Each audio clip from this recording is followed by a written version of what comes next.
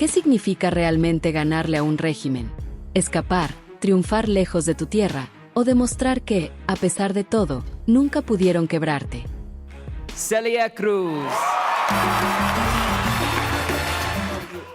Azúcar! I love you! I love you! En la historia de Cuba, ha habido hombres y mujeres que se enfrentaron cara a cara con el régimen. Cada uno de ellos desafió un sistema que intentó borrar su nombre, controlar su destino y callar su voz. Deportistas, artistas, empresarios y ciudadanos comunes han demostrado que se pueden romper las cadenas del miedo. Esta es la historia de aquellos que se atrevieron a decir no, cuando todos callaban, de los que perdieron su patria, pero ganaron su libertad. Porque a veces, ganarle a un régimen no significa derrocarlo, sino vencer la oscuridad que quiso apagarte. Hola a todos. Estos son 6 cubanos que desafiaron a los Castro y salieron vencedores.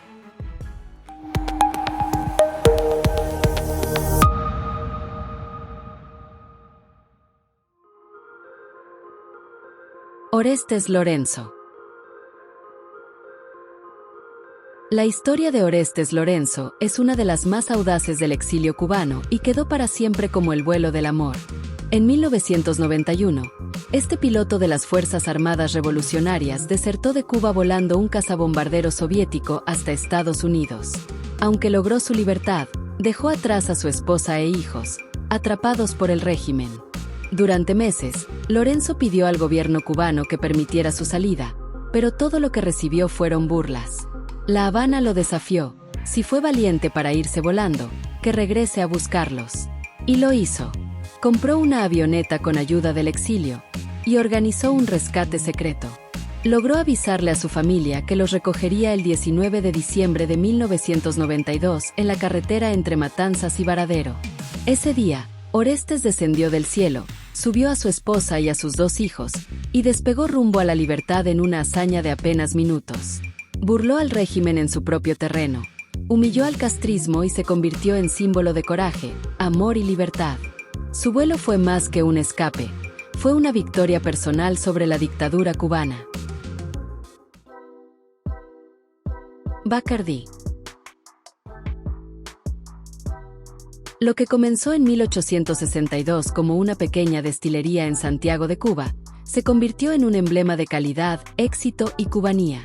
Pero tras la llegada de Fidel Castro al poder en 1959, el régimen confiscó la empresa, sus activos, sus fábricas y hasta sus recetas, intentando borrar de un plumazo más de un siglo de historia. Los Bacardí, lejos de rendirse, decidieron pelear.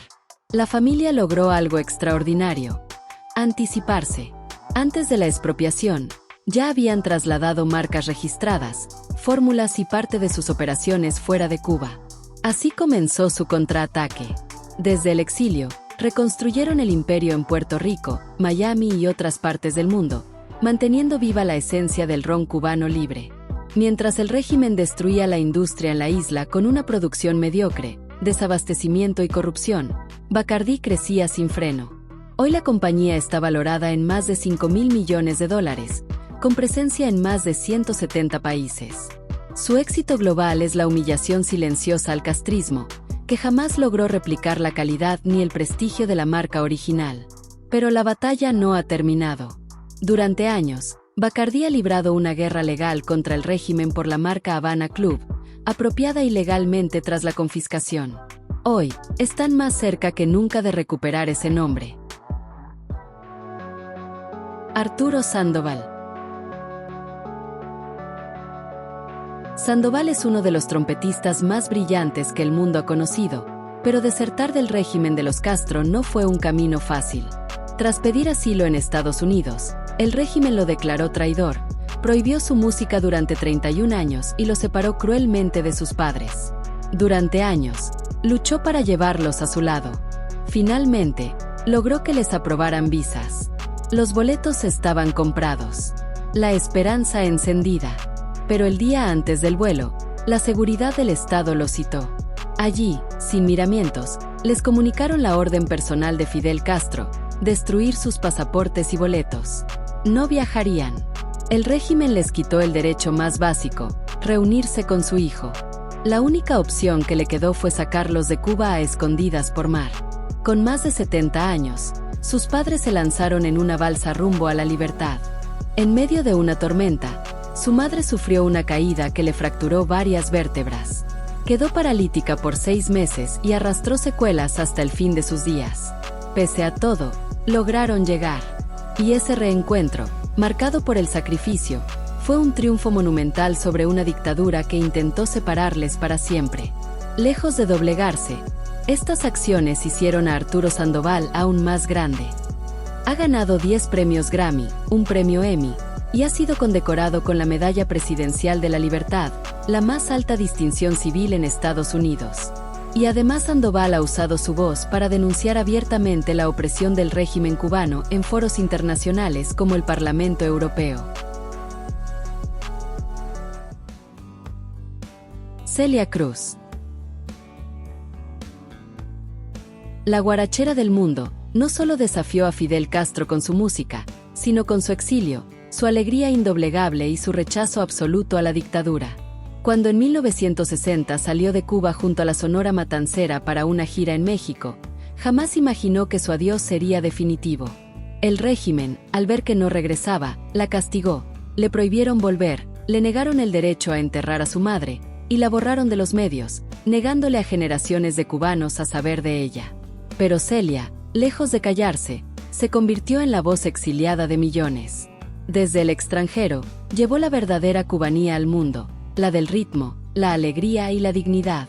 Con más de 70 discos, 5 premios Grammy, la Medalla Nacional de las Artes de Estados Unidos, su inclusión en el Paseo de la Fama de Hollywood, y el reconocimiento del Guinness por el concierto más grande al aire libre con una asistencia de 250,000 personas, y un legado musical incalculable, Celia se consagró como la reina absoluta de la salsa, cosa que ningún artista bajo el régimen de los Castro ha podido superar.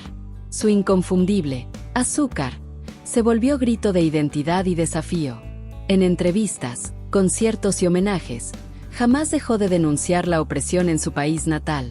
«Yo no regreso a una Cuba sin libertad», decía con firmeza. Y así lo cumplió. Celia Cruz se convirtió en la encarnación de una Cuba libre, en la expresión de cubanía auténtica, y lejos de imponerse, inspiró al mundo. Los Fanjul. Antes de la revolución, los Fanjul eran una de las familias más poderosas de Cuba, dueños de vastas tierras y fábricas azucareras que producían millones de toneladas al año. Cuba era entonces la potencia mundial del azúcar, una joya económica que sustentaba gran parte del país. Pero con la llegada de Fidel Castro, la revolución expropió sus tierras y empresas, desmantelando una industria que jamás se recuperaría bajo el régimen. Los Fanjul se vieron obligados a huir del país, dejando atrás un imperio forjado con generaciones de esfuerzo. Sin embargo, lejos de sucumbir, comenzaron de nuevo en Estados Unidos. Reconstruyeron su imperio desde cero y hoy Fanjul Corporation produce cerca de 3 millones de toneladas de azúcar anuales, con un patrimonio que supera los $5,000 millones. El contraste es brutal. Mientras Cuba hoy apenas logra producir el 10% del azúcar que exportaba en su apogeo, los Fanjul dominan el mercado azucarero en América, con plantaciones en Florida, América Latina y el Caribe. Pero su poder va más allá del dinero. Los Fanjul se han convertido en actores clave en la política estadounidense, con estrechas relaciones con presidentes y líderes tanto locales como nacionales.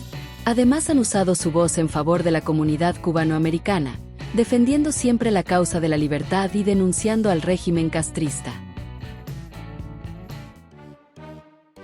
El Duque. Durante la época dorada del béisbol cubano, Orlando Hernández se consagró como una de las mayores leyendas del país. Como lanzador estrella de los industriales, acumuló el porcentaje de victorias más alto en la historia de la liga. Sin embargo, a pesar de su fama y talento, ganaba apenas $8.75 al mes. Mientras jugadores como Kevin Brown firmaban a 90 millas por más de $100 millones, el Duque se mantenía fiel a Cuba, defendiendo valores como la lealtad y el patriotismo. Su vida cambió drásticamente cuando su medio hermano, Liván Hernández, desertó en 1996 y firmó un contrato de más de 4 millones con los Marlins de Florida. El gobierno cubano castigó a El Duque por el acto de su hermano, lo excluyó del equipo nacional, redujo su salario y lo obligó a trabajar en un hospital psiquiátrico, borrando su nombre del deporte oficial. Nunca volverás a jugar béisbol, le prometió un agente del gobierno. En diciembre de 1997, desesperado por recuperar su libertad, El Duque planificó una fuga por mar. Partió desde Caibarien en una pequeña lancha junto a otros refugiados, y tras un arriesgado viaje, llegaron a Cayo Anguila, en las Bahamas. Allí permanecieron 4 días varados, bajo el sol y con recursos limitados, esperando ser rescatados. Finalmente, tras la intervención de su futuro agente y la presión mediática internacional, Estados Unidos les concedió asilo humanitario. El 2 de enero de 1998, El Duque llegó a Miami y poco después firmó con los Yankees de Nueva York por $6.6 millones. En su primer año ayudó al equipo a ganar la Serie Mundial, iniciando una brillante carrera que lo convirtió en símbolo de talento, resistencia y libertad. Hoy, desde Florida, dedica su vida a enseñar béisbol a niños a través de su fundación El Duque Sports. Hasta aquí el video de hoy. ¿Conocías las historias de estos cubanos que se enfrentaron a los Castro? ¿Crees que la verdadera victoria contra una dictadura es escapar o quedarse y resistir desde dentro? No olvides dejar tu like, suscribirte al canal y escribir tu comentario. Nos encantaría saber qué opinas. Y recuerda, nos vemos en el próximo video. Hasta pronto.